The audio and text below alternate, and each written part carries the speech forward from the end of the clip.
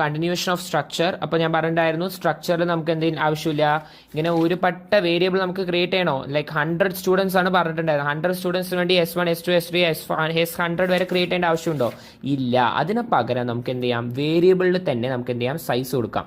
ഇപ്പോൾ S എന്ന് പറയുന്ന ഒറ്റ വേരിയബിൾ ഉപയോഗിച്ച് എനിക്ക് 100 സ്റ്റുഡൻസിൻ്റെ വാല്യൂ സ്റ്റോർ ചെയ്യാൻ പറ്റും. കാരണം ഞാൻ ഇവിടെ എന്താ കൊടുത്തിരിക്കുന്നത്, S(100) എന്ന് കൊടുത്തിരിക്കുന്നത്. ഇതെന്താണ് ഈ S(100)? നിങ്ങൾ എവിടെയെങ്കിലും കേട്ടിട്ടുണ്ടാവും A(100), A(10). ഇതൊക്കെ എന്താണ്, അറേ.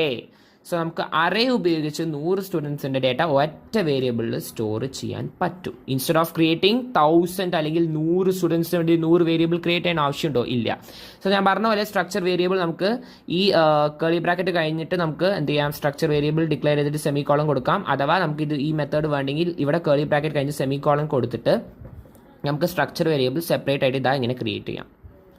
സോ സെപ്പറേറ്റ് ആയിട്ടും ക്രിയേറ്റ് ചെയ്യാം, അല്ലെങ്കിൽ സ്ട്രക്ചർ കഴിഞ്ഞിട്ട് കേളി ബ്രാക്കറ്റിനും അതായത് കേളി ബ്രാക്കറ്റിനും സെമിക്കോളനും മുമ്പ് നമുക്ക് എന്ത് ചെയ്യാം, സ്ട്രക്ചർ വേരിയബിൾ ക്രിയേറ്റ് ചെയ്യാം.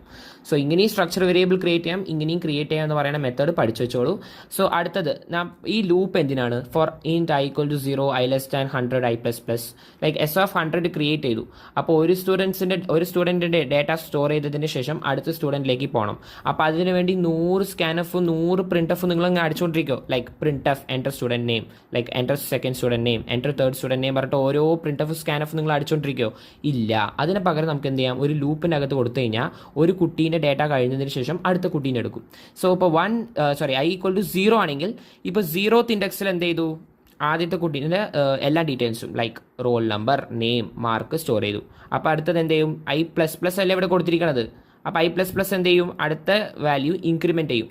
അതായത് i 0ൽ നിന്ന് എന്താവും, 1 ആവും. അപ്പോൾ 1ൽ എന്ത് സ്റ്റോർ ചെയ്യും, അടുത്ത കുട്ടീനെ സ്റ്റോർ ചെയ്യും. അടുത്തത് i എന്താവും, 2 ആവും.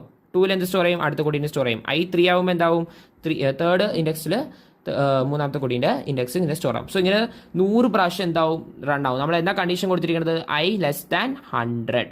അപ്പോൾ എത്ര പ്രാവശ്യം റൺ ആവും, 100 വട്ടം ഈ ലൂപ്പ് 100 സ്റ്റുഡൻസിൻ്റെ ഡേറ്റ കളക്ട് ചെയ്യുന്ന വരെ എന്തായിക്കൊണ്ടിരിക്കും, റൺ ആയിക്കൊണ്ടിരിക്കും. ഓക്കെ. അപ്പോൾ ഇങ്ങനെ എന്തായാലും സ്റ്റോർ ആയി.